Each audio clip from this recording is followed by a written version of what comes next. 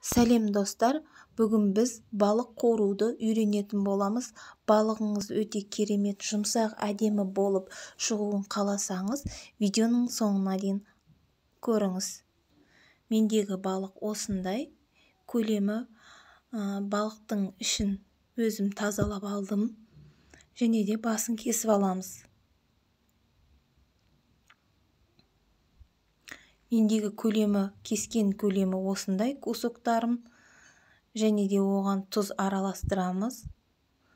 Тұзды көп араластыруға болмайды.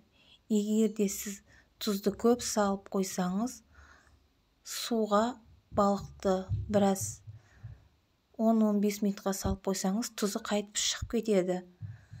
Майды ыдысқа көп құймайсыздар. Балықты саған кезде май шашырап өздеріңізге тиіп кету мүмкін. Балығымызды осылай салдым. Міне майымыздың көлемі балығымызды қалай ұстап тұр.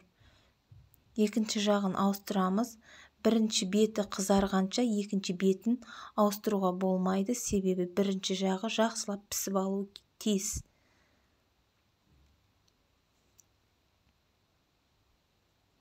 Мінекей, екінші жағын ауыстырдық. Бірінші жағы жақсылап пісіп алды.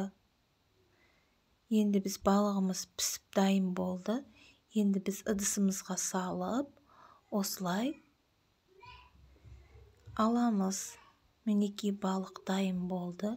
Өте керемет болып шықты. Жұмсақ, көрінісі де әдемі. Егер сіздерге видео ұнаса, лайк басып, пікір қалдыруларыңызды сұраймын. Сіздермен болған Дилбар Еркінбекқызы. Видеоның соңына шейін қарағандарыңыз үшін рахмет. Келесі видеода көріскенше.